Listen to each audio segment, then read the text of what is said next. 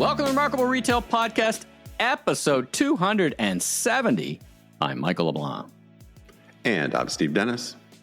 Something very different for this episode for the people. We are celebrating our 5th anniversary. That's wood, by the way, if you didn't know. I looked it up, of the podcast.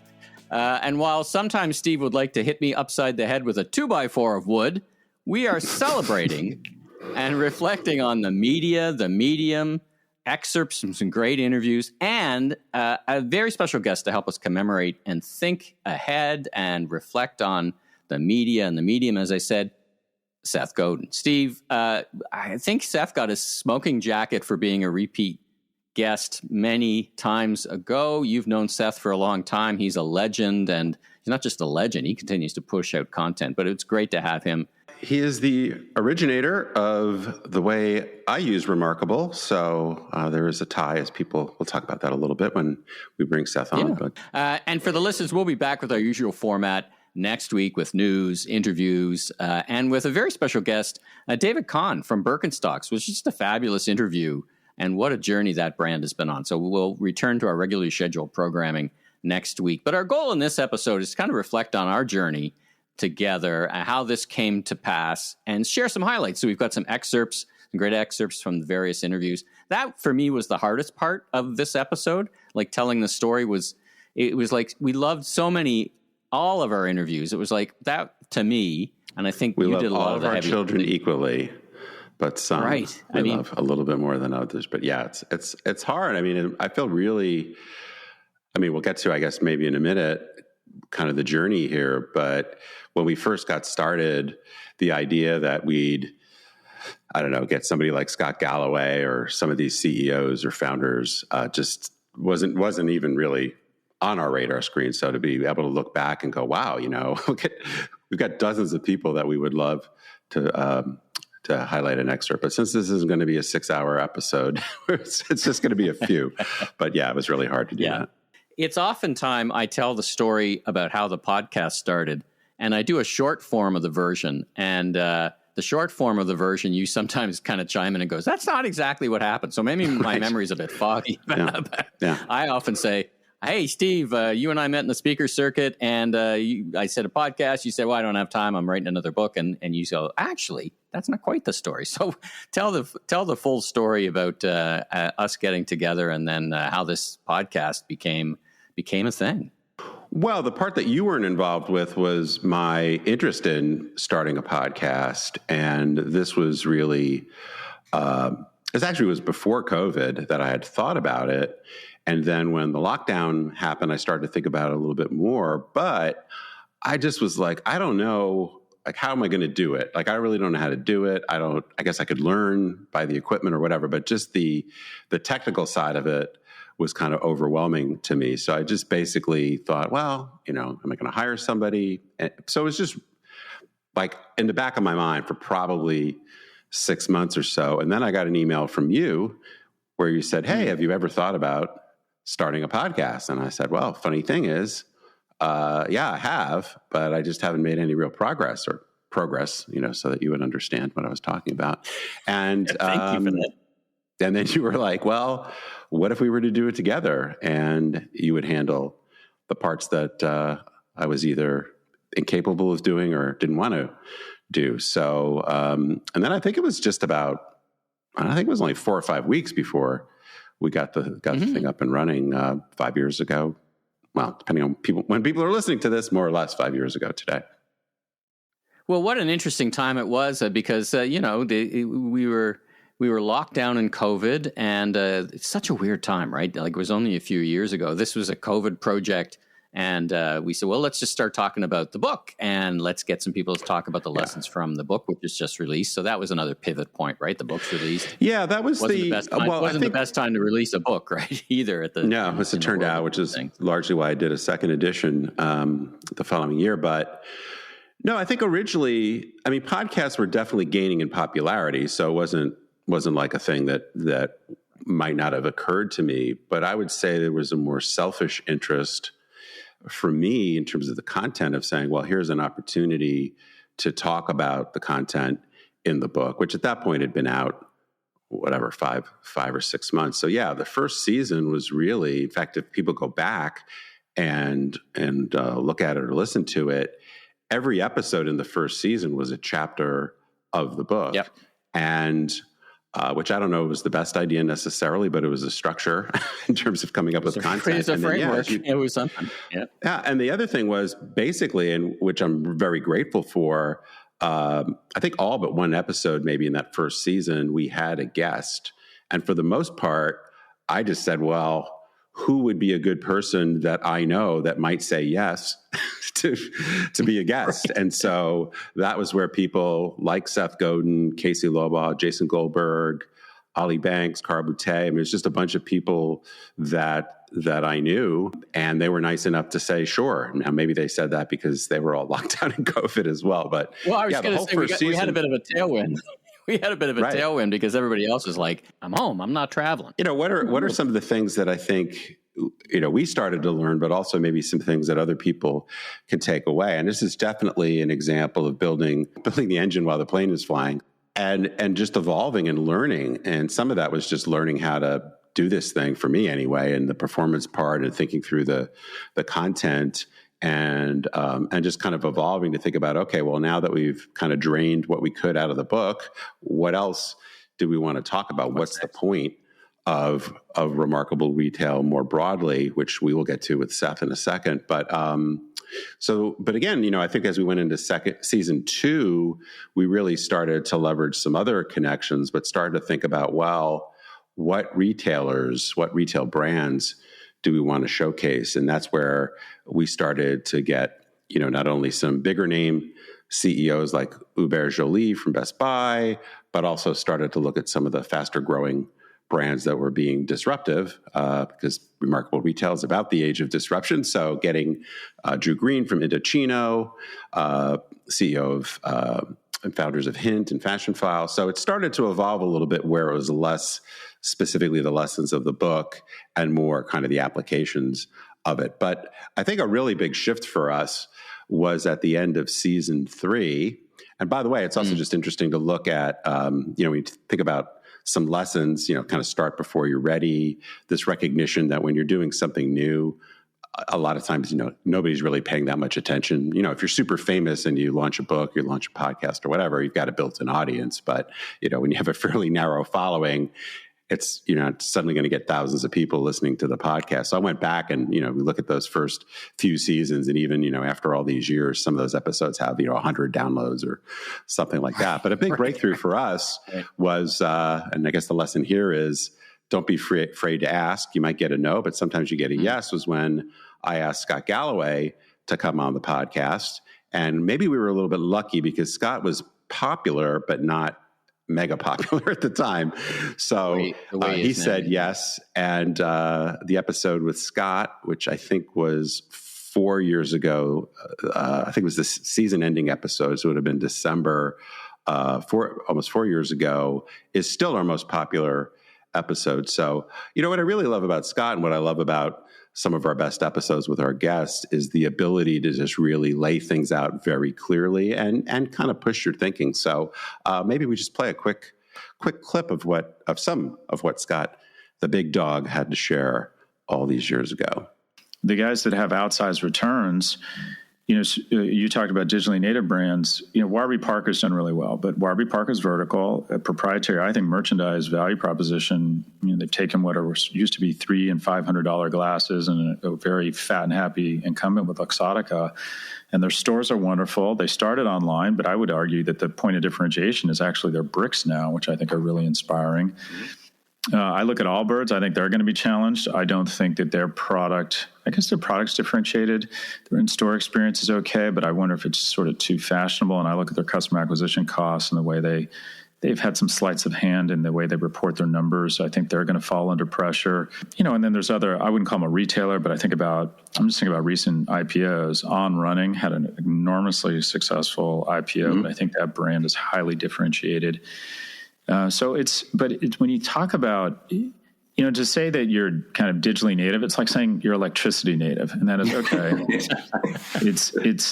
it's everybody's digital now. William Sonoma does a great job online. Right. And their background is in database-driven kind of catalogs and merchandising, so they're just very good at it. It's, to be successful, are you great at digital or great at bricks? And the answer is yes. I love what you're saying about Scott, because it was a lot of lessons. And he continues to be the number one downloaded episode in the entire 11 seasons, right? And there's been a lot of amazing people who have joined us, but it's very resilient. It really was a step up. Scott likes to say in other contexts, I like to send the elevator back down. He's very successful at what he does. And he's very generous he's very busy. Everybody wants to talk to Scott. So anyway, it was great. That's a great clip. And that was great.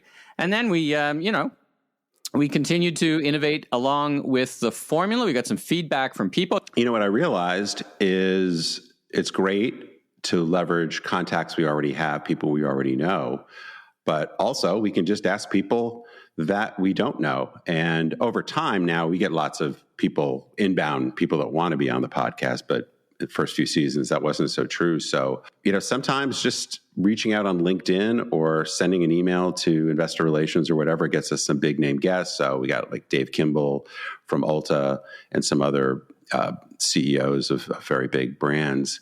But the other thing I think I started to spend more time on, which is a little bit of consultant heal thyself, was thinking more carefully once we got beyond really about promoting the book and just some of the kind of obvious things is, who is the podcast for? What's the point of it?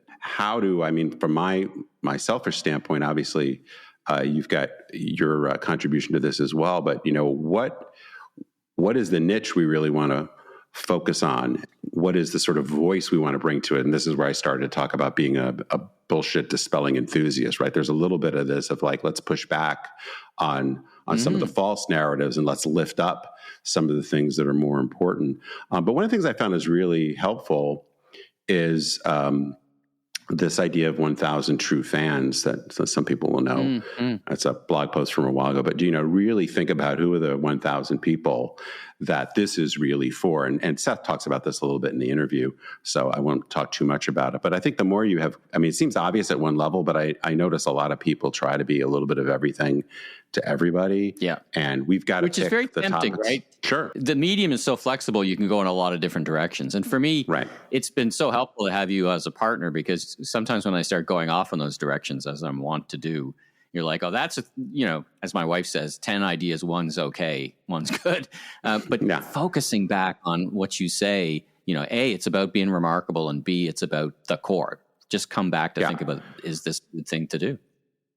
Well, you can't be remarkable if you, and again, we'll talk to Seth about this a little bit more in a second, so I won't spend too much time on it. But if you really want to be remarkable, you have to be very clear on who's it for and what's it for and what you can bring to the table and boost that signal. So, but anyway, then I guess in terms of quickly the evolution and getting to the Seth interview, when people ask, how do you put the episodes together? How do you think about it? And I would say, we've kind of evolved the formula to where either, every once in a while we don't have a guest on and it's more me unpacking a particular focus lesson, hopefully.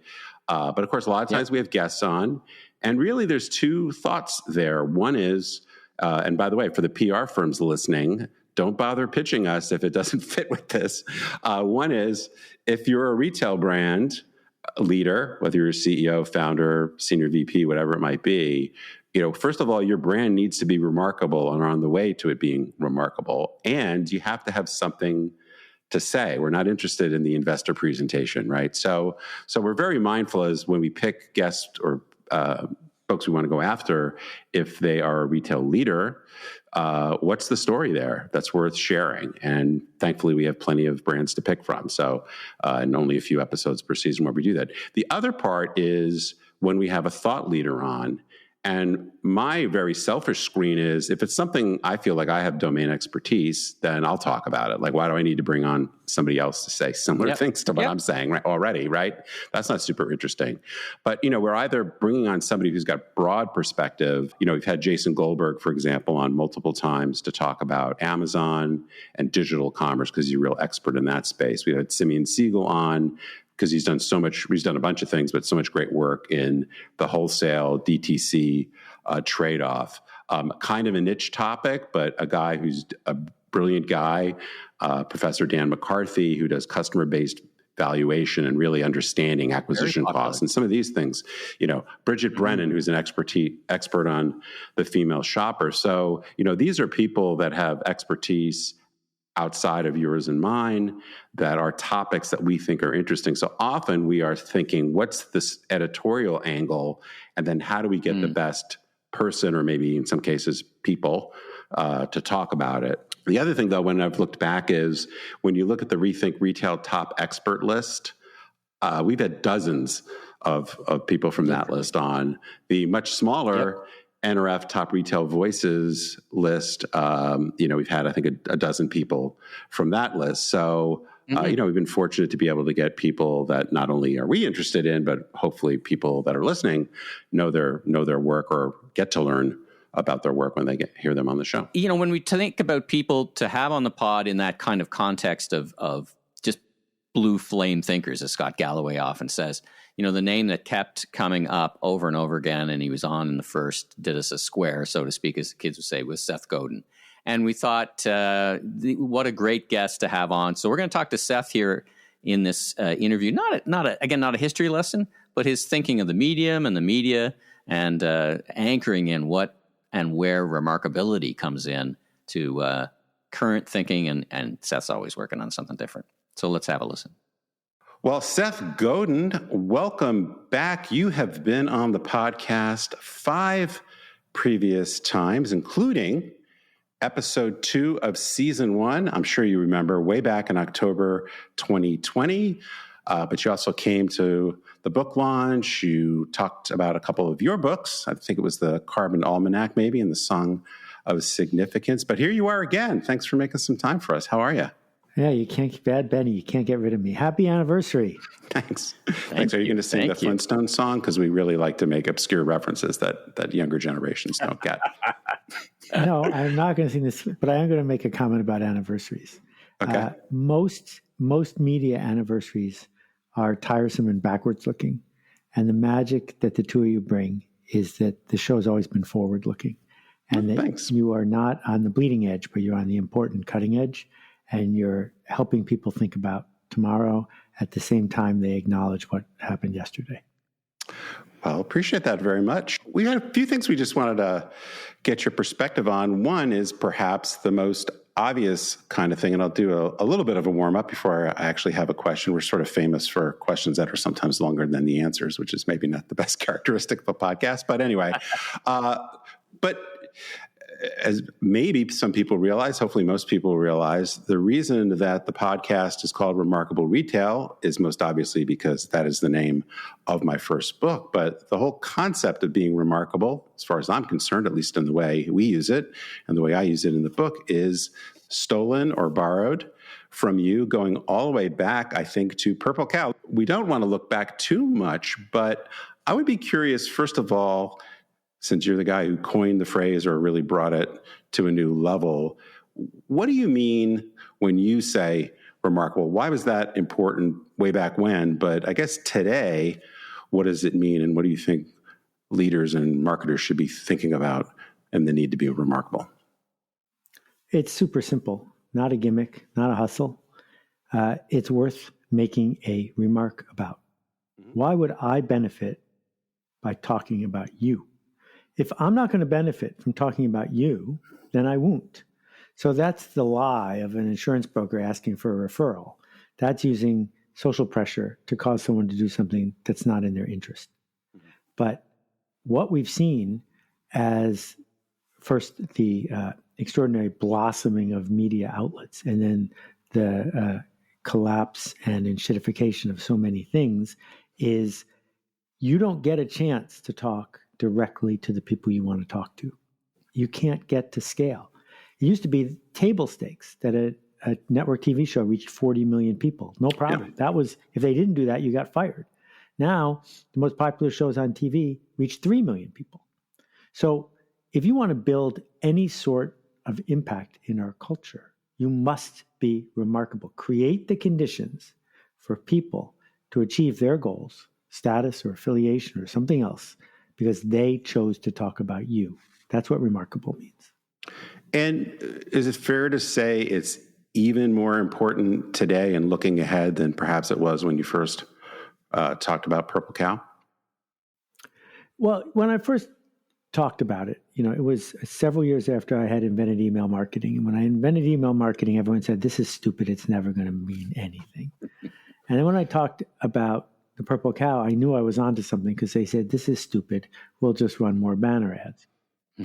And because at the time, you could make a living as a department store. What is a department store? It's a big building that sells average stuff to average people. And we have seen the proof of the situation is that you can't do that anymore. And what you talked about early on in your work is the fact that things are going to move one way or the other, and the middle is going to become hollow. And that's what we're seeing. Either you race the bottom by being the cheapest and the most ubiquitous, because there's always room for the cheapest, or you figure out how to mean something specific, to be missed if you're gone, and that means to be remarkable. Well, you've hit upon one of our other favorite, or certainly Steve's favorite, is the problem with the race to the bottom is you might win. So there's another element that comes directly from you, Seth. So great to have you back on the pod. Well, the smoking jacket should have arrived by now, being a 5-6X guest. So that's a whole other. I'm sure the royalty check is in the left pocket. That's usually where we put them. Yeah, that's where we put it. Let's build on what we were talking about, remarkability, and we often talk about the idea that better isn't the same as remarkable, and that there's a danger, and we see it, that thinking incremental change will get organizations where they need to be. You speak on it quite a bit. How should leaders and brands think about this and operationalize the idea of this relationship or interrelationship between taking action, putting numbers on the boards, making improvement, Kaizen, whatever you want to call it, on being better and choosing to strive to be remarkable? How do you, I don't know if it's square the circle, but how do you think of those two things and how they intersect? It's a great question. We need a couple minutes to break it into pieces. Better means lots of things. So let's assert that when you say Kaizen, you're talking about the better of Edwards Deming, the better of continuous improvement. If you do continuous improvement long enough, you end up with a Toyota Camry or a Lexus. Those are remarkable cars. And they are remarkable compared to the junk that you could get, Chevy Nova. So much more remarkable that they made people who bought the old kind of cars feel stupid. And so you could easily talk about the fact that your boring car was boring simply because it always worked. But you got there through 1,000 steps toward better. If we think about the great customer service stories of hotels, they don't get there by doing some dramatic lobby. They get there by getting 1,000 things right, by empowering the people in the organization to create delight at every turn. So that is my first piece of the puzzle. But the second piece is then you said operationalize it. When we industrialize and operationalize, we are intentionally being boring. We are saying, how do I make cookie cutters? Well, the thing about cookies is no one talks about the shape and the regularity of a cookie. A cookie cutter exists just to be efficient. And remarkable and efficient rarely go together. So FedEx was remarkable at the beginning because it was so dramatically more reliable and the customer service was so much better than the alternative. But when was the last time you told somebody about anything having to do with Federal Express? The only time we talk about them is when they mess up and when they're rude to us. It's kind of become table stakes, right? Right. It's partly table stakes, but what I'm getting at is there is a systemic choice here, which is to create the conditions which some fashion brands have done, which is the more you talk about it, the more you want to talk about it. So the first rule of a Birkin bag is you always talk about a Birkin bag because a Birkin bag is worthless if you're not talking about it. And so when we think about what is retail even for, we already have everything we want. No, that's not true. We have everything we need. We don't have everything we want. And if we want something, we can buy it really quick with a couple clicks in a boring way. So if you're going to get me off of Amazon, if you're going to get me out of I'm not thinking about a subscription mindset, you better offer me something I want to talk about. And claiming you're better is not how you do that. We'll be right back with Seth Godin and our special 5th anniversary episode edition right after these messages. Promotional support for the show comes from Find Mine. In the time it takes to listen to this ad, your team could have leveled up their productivity by 90% and set up your brand for increased sales. Find Mine's AI tools let you run operations on thousands of products right now. Get self-service AI to support product tagging for better success with AI agents, dynamic programmatic ads for Meta, visually similar product recs, complete the look styling, trend and campaign curations. Find Mine's innovative enterprise platform currently generates breakthrough customer experiences for top brands like Lululemon and Ann Taylor. See what Find Mine can do for you and join the waitlist at findmine.com/remarkable retail. Physical retail isn't dead, but boring, unremarkable retail is dead or dying. So how do you become the compelling signal amid all the noise, distraction, transformative new technologies, and escalating competition? If you haven't read Remarkable Retail, How to Win and Keep Customers in the Age of Disruption, Steve's first best-selling book, what better time than now? You'll learn the most important trends shaping modern retail today, explore Steve's 8 Essentials of Remarkable Retail strategic framework, and be inspired to rise above the rest. Remarkable Retail is available just about everywhere books are sold, as well as on Audible and as an ebook on Kindle for just $9.99. As you think of, you talk about 1,000 steps to being remarkable. How important do you think it is to have a relatively clear vision of what the future state looks like? And I'll give you a specific example. We talked about this on the podcast a couple of weeks back. I was doing a keynote, and I basically got a question around why I'm so down on the possibility of department stores turning around. And there's a bunch of things behind that. But part of the reason I said was that everything they're trying to do makes them basically suck less. But where is an exciting destination?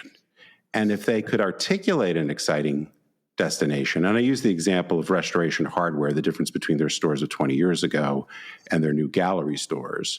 But that was a really bold leap that they made. They didn't change the whole chain, obviously, in a few years, but you could see Earth 2, right? Whereas in many cases, the people that are working on better things, it's very hard to imagine the cumulative effect of that ever being very exciting. So how important is it to have a sense of where you want to get to versus it's very hard to figure out what the future looks like a lot of times? Yeah, no, I think the suck less point is well taken, that most management today is about avoiding getting in trouble. Do this or you'll get docked. Do this or you'll get written up. Do this or whatever. And that is a race to average. I've never met the Nordstroms, but I'm guessing that if you had said 40 years ago to someone who's running Nordstrom's, what's the outcome we want? They would say, we want someone to tell their friend a story about Nordstrom's. Yeah. That we're going to lean into this extraordinary customer service experience, not because we're good people, but because it's the cheapest marketing tool ever invented. That if we save somebody before their wedding, or we call somebody up because we've got something we're about to send to the discount center and we know they want it, and we'll save whatever it is. That Take experience. back tires that we don't sell, famously. Take back tires in Alaska. I researched that story. It's actually true. We're doing it so that we'll give them something to talk about, right? So that's a way to describe an end game. That the RH dramatically overpriced restaurant in the meatpacking district of New York, it's very easy to imagine why they're willing to lose money selling, caviar with potato chips for $40, because it creates a conversation among a certain tiny group. So the most important thing you can do before you do that, that's the what's it for, is the who's it for. Right. You must be very clear about who all of this drama you're putting on is for. And if you say it's for anyone who can afford it, you are wrong. It is not a demographic, it is a psychographic. And so being very specific about which customer you want to be talking about you is essential. And that's the secret. I showed you earlier, the purple cow milk cart. Yeah. As you know, Steve, I'd been kicked out of book publishing. I did not have a publisher when I wrote that book to dedicate to my friend Lionel, who had died tragically. And so I self-published it. And I only printed 10,000 copies. And I only wanted 5,000 people to touch the book. But I knew exactly who they were and what they would say after they got it. And that's how you get to 1 million. You start with the 5,000 right people. Well, just quickly on that, one of the things I remember you said to me when I was working on my first book was, who are the 1,000 people that need to read this? And not necessarily listing literally the 1,000 people, but having a very clear view of who the book was for and why they were how it was going to serve them and what they were going to do with it. So anyway, I think that's great advice. Maybe we can shift gears just a little bit. I'm curious, because I know, because we've had a few conversations about this recently, that you're spending a lot of time getting into AI. And or not getting into AI seems like a stupid way to describe it. But anyway, you can describe what you've been doing. But so I'm interested in that, but I'm also interested just in general with the pace of change accelerating so quickly, AI being perhaps the most obvious example, but there are other things. How does that change the way you think leaders and marketers need to approach their business?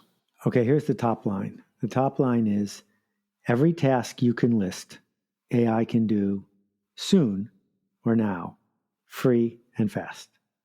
If you're going to cost reduce by outsourcing tasks, you will race to zero because everyone else is going to do that too.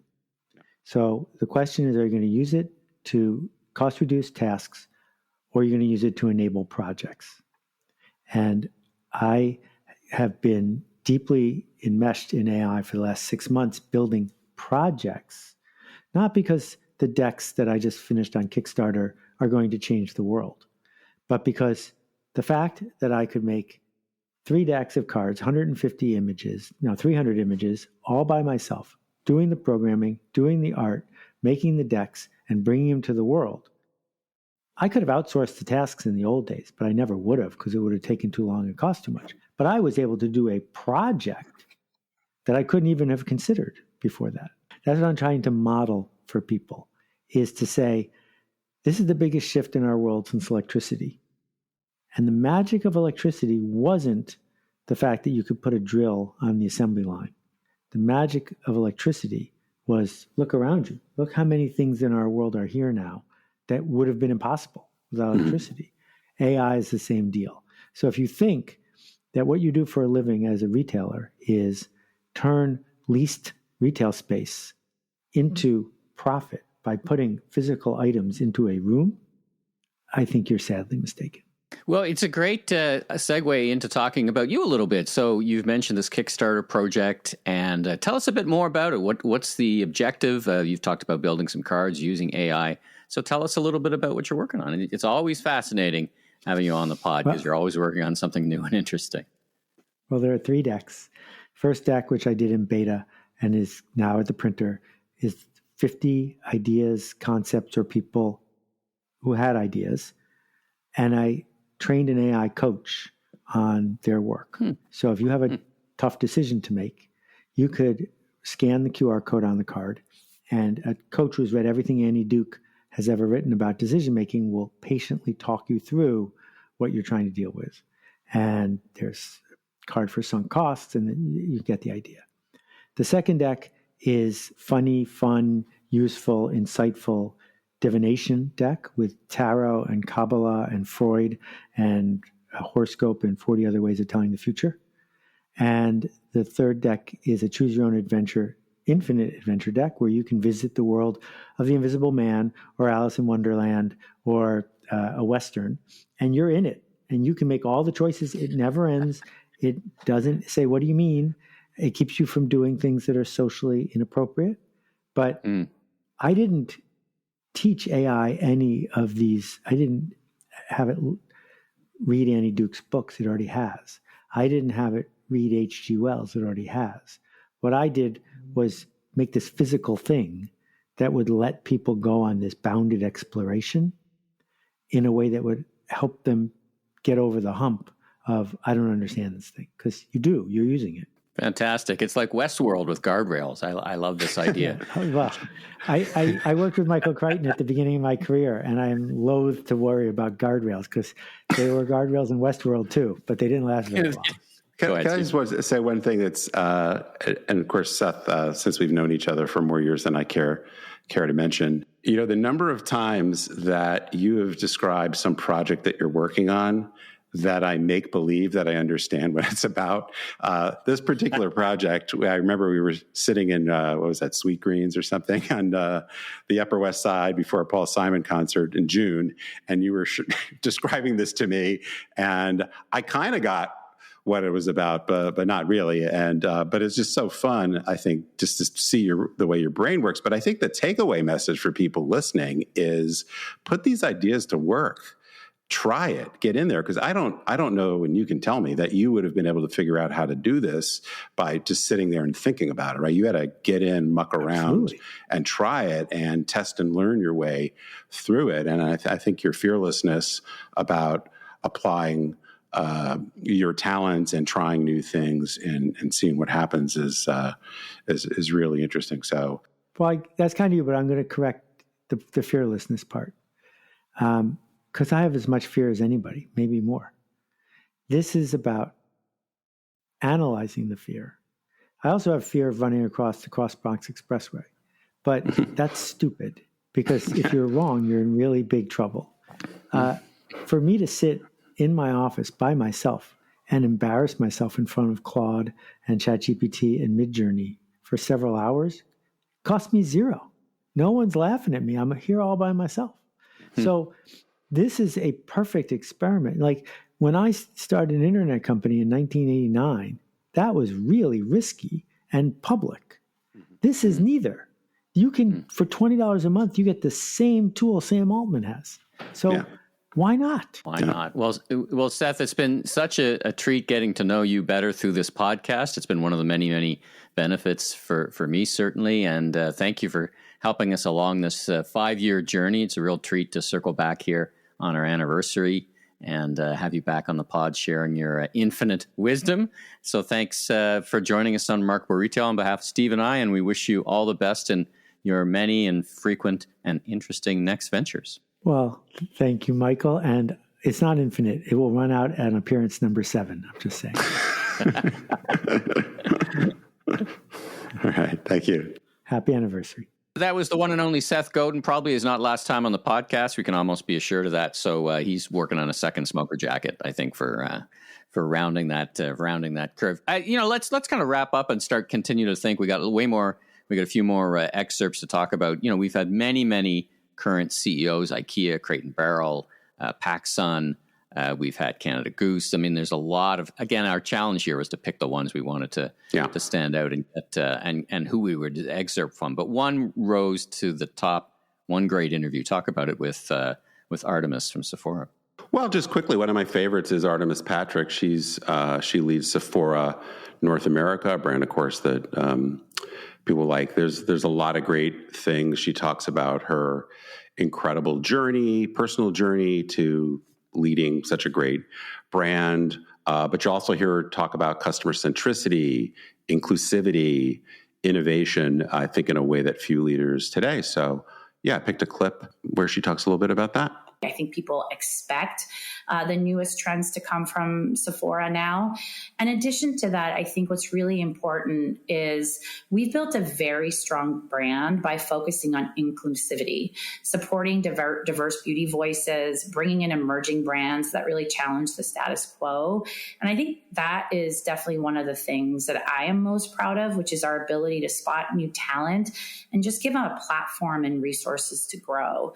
And in terms of our teams, I think what is very unique about us is we are a very curious bunch. We're constantly learning. We're constantly iterating. People ask me all the time, how have you stayed it for Sephora for so long? I'm like, because it's a new job every day. And, we're constantly learning from our customers. We're responding to their needs. But another thing that's really, I think, unique to us is we really do partner with our brands. We don't call them vendors. They truly are partners. We partner often. We partner early. Another leader that I find very inspirational and very personable, right? Sometimes on the microphone, you could just get a sense of their personality and they just jump out at it, was Hal Lawton from TSC Tractor Supply. You knew Hal going into this. Talk about why you chose Hal. Yeah, I've worked a little bit with Tractor Supply. Actually, even first time was before Hal got the job, and I've been able to spend some time with Hal and his team in Nashville. And I can tell you what you pick up from the being on the mic with him is really obvious when you're in person. So the leadership qualities, kind of servant leadership, humility, as well as just being a brilliant strategist is really apparent. So why don't we just have a quick listen to a bit of what he had to say when he joined us on the pod.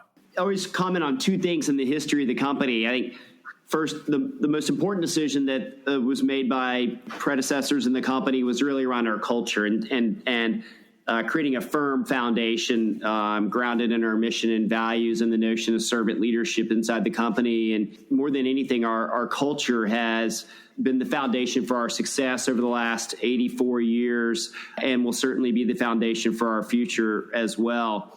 All that said, if you look tactically at the business model, as you and I were discussing, Steve, I think one of the best decisions the founders, the modern day founders of the business made was the size of our store. And I think, in retail, if you think about the other ends of the spectrum on this large size spectrum, think about the countless number of retailers that wish their stores were smaller, and they struggle to maintain inventory turns and vibrancy of their inventory in the store. They're struggling to find enough programs to substantiate the square footage. They're deleveraging on headcount and the ability to provide adequate customer service. And there's some retailers that are doing great with these big box 100,000 square foot stores, but there's a lot that wish they were substantially smaller. Now, when you talk about remarkable retail success, it's hard not to think of Walmart in one way, shape, or form. And we've been blessed. We've had a couple of very senior Walmart executives on the podcast, including Judith McKenna, in a cabana in Las Vegas. So that was that was a lot of fun. We offered her Jell-O shot, but she turned us down on that. But it was a really wonderful interview. Judith, she's a $100 billion international business. I'm like, my first question is, how do you do your job? Like, it's so to get your head around. But now she's retired from Walmart. But recently, within that organization, we had Chris Nicholas, president of Sam's. Talk about your thoughts on that interview. Well, first of all, just the recognition, some of these numbers are so crazy. Sam's Club is almost a $90 billion division by itself. So just as a standalone retailer, it would be one of the biggest retailers on the planet. So it's a really interesting interview. I hope people will go back and listen to it if they haven't listened to it. But one of the things I thought was really interesting is how he talked about being people-led and tech-powered. And it actually ties a little bit to some of the things I talk about in Remarkable Retail, about being human-centered and digitally enabled. So it's a little bit different language, but of course he talks about it specifically in the context of the innovations they're driving at Sam's Club. So here's just a little taste of that conversation. The philosophy of how you innovate is really important here. If you are people-led, tech-powered, you start to think through how are you solving members' problems versus I have tech. How do I go and apply this to what I'm going to give to my members to save money? This is not a money-saving game. Our job is create delightful experiences. We will not have fewer people, even though we have no registers in Grapevine. We actually have more people, but we're empowering our associates to solve problems. They're called hosts now. They are there for people to talk about the problems they're facing, to help them with the technology, but also help them experience the club. Help explain the benefits, help solve issues where you're facing them so that no one's left behind. And I think this idea of use technology to drive efficiency is a small amount of the equation.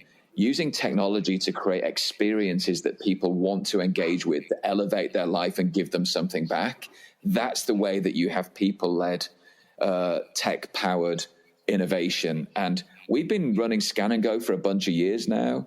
And we got to this inflection point that allowed us to believe, because we look at all of our data for all of our members, and we just saw that everybody was interacting with it. And regardless of who you are, once you use it, you literally never go back. So as we said, we also like to have just real innovators, people who are just thinking differently, and they are, to use the word that is often used, disruptive. So what are the disruptive names that have come up over the years that really rise to your surface of your mind, so to speak? Well, there's a lot. We've had some people on that are kind of innovating the business model, but that are not really traditional retailers per se. So James Reinhardt from ThreadUp in the resale space, resale platform, is one of the great interviews we've had on. We've also had some of the digitally native vertical brands on here, being careful not to pick the ones that are more smoke and mirrors. And we've talked about that a bit.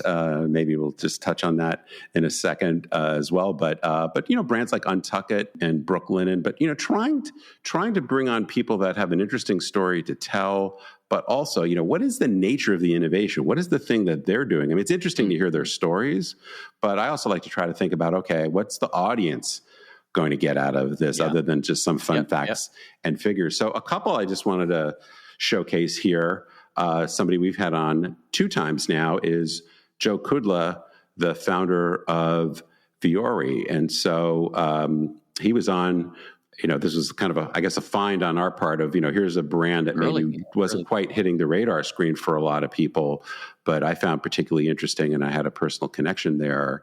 But now we had him back just a few months ago to give us an update. And so why don't we just get a little snippet of what Joe had to say, actually recorded live on stage at the Commerce Next Growth Show. For us, it's all about product. To have a business that breaks through in retail, you have to do so many things right. You have to execute well. You have to have great, compelling marketing. You have to build a great culture.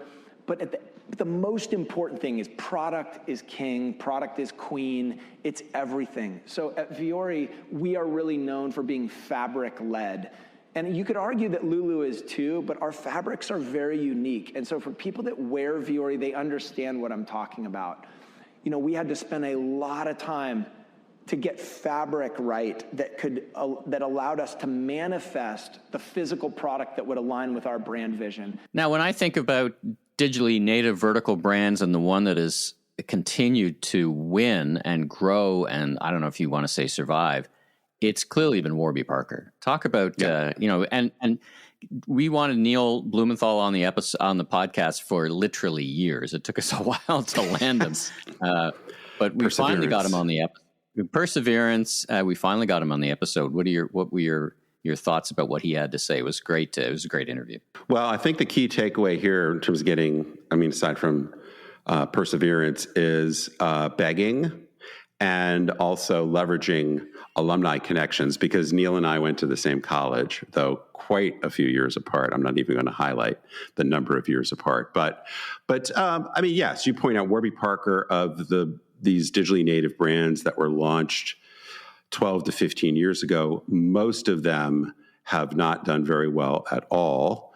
Warby Parker is one of the rare exceptions. So that's a reason to highlight them, because I think they really are truly remarkable. But the other thing, which we get into quite a lot in this clip that's about to follow, gets into kind of the evolution from the original thought of being an online-only brand to being an omni-channel, multi-channel, harmonized, digital, whatever you want to call it, brand. And so he talks a little bit about the evolution of the thinking, which is obviously very, very important. Brands may have a very powerful story that serves them well for some time, but then when new information comes to play or the market dynamics shift, how do you evolve and pivot? So let's listen to a little bit of what Neil had to say about that. When we launched, it was novel that we were selling glasses online, because most people hadn't done that before. It was novel that we were charging $95, including prescription lenses, instead of $400 or $500. It was novel that we were distributing a pair of glasses for every pair that we sold. So there was virality in that as people shared those stories with others, and we were able to grow organically pretty quickly. What started to happen is Facebook and other social networks started to introduce advertising and optimized for advertising as they needed to, because they're media businesses. And suddenly folks that were online had to pay more to acquire customers. So often people forget, what's a great advantage of physical stores is that they're accessible to customers, right? And their customer acquisition tools in their own right? People see a storefront, they learn about a brand, they walk in, they're shopping for other products at different stores, and they walk by your store, and it's that storefront's a big billboard. Now, one of the formats that we have evolved is a format where, we really want to amplify and discuss between us. And I would say almost extract from you the kind of the wisdom and how you're thinking about different things. I've called them in the past solo episodes, which you point out they're not solo because there's two of us on the microphone. I am a little overly literal sometimes. We've done a lot of episodes with no guests, and initially we were like, are people going to listen to that? But we found our flow. So talk about. I know what my objective is to those. I find them just fantastic, just listening to you and having that conversation between you and I, which is kind of where we first clicked to begin with, long before the podcast. Right. But talk about as you think about articulating those episodes, what your objectives are. Well, probably the first 2 or 3 years, which is really nice, and I guess somewhat speaks to the evolution of media more broadly, is a book is a moment in time. Right. So, I just actually looked this morning because I get a sales report on Remarkable Retail continues to sell surprisingly well. And in fact, ahead of several new releases in the retail space, which is just amazing to me. But clearly, when I wrote it, we were in a different world, and lots of things that I talk about now, I think have become more commonplace, not necessarily because I wrote it in the book, but just, the evolution of retail more broadly. So the podcast sometimes has been an opportunity to take maybe one of those themes, go a little bit deeper on it or update it. But also sometimes it's just something that I have been thinking about, which, might eventually end up in a book or something. But, we've been able to go back and get into, in a different way, the evolution of physical retail. Physical retail, definitely different, but far from dead. I think sometimes it's a little bit exaggerated about how much physical retail is back, because obviously physical retail wasn't super active during the lockdowns of COVID, but it bounced back pretty quickly. So I think sometimes this narrative is like physical retail is back is a little bit false, but there clearly have been companies like Walmart, like what's happened with Warby Parker we just talked about, which, we're spending so much time blowing out their digital capabilities and maybe ignoring their physical stores a little bit, or in the case of Warby Parker, not even thinking about physical stores, that have made that shift. So being able to talk about that in depth with current information, a lot of what we call the wobbly unicorns, again, 5-6 years ago, tremendous amount of hype about and valuations on some of these companies, which, I did challenge in my book, but a lot has happened since. So we get to talk about that.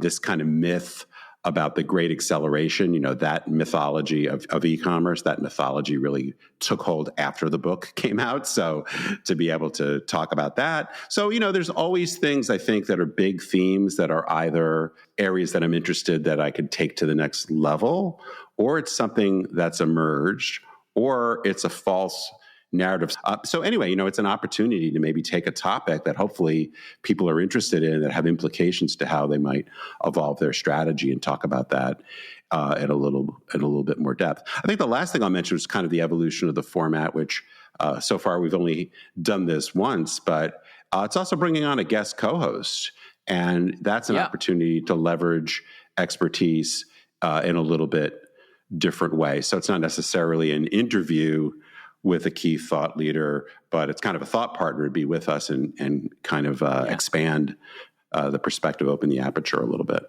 Well, let's talk about what's up, what's next, what is coming up, and how our thinking is and continues to evolve. So, we've got great guests. That's kind of a constant, right? We really, really focused on getting great guests and sharing insights and talking about the news. But from your perspective, what should people think about as they listen to the rest of the episode and moving forward? I'm just more interested in, I think probably the 2 shifts are just trying different stuff, kind of seeing what sticks. I think we've got a pretty good formula that's served us well, and we've gotten to a good place, but either out of boredom or just wanting to try some stuff new that we have done, like over the summer. This past summer, we did something a little bit different. Last summer, we played around with just me prattling on about something. So, so some things work better than others, perhaps. But so I think it's an evolution, and it's always a dynamic world. So I don't think there's any shortage of topics to talk about. But it's just kind of fine tuning that and trying some things. But yeah, if people have got ideas, send them our way. But mostly, as I look back, I just think it's been amazing. Like, we appreciate the audience that's grown with us. Where, like I said, you go back to the early days where having a few dozen listeners to an episode when it came out to now an exponentially higher number.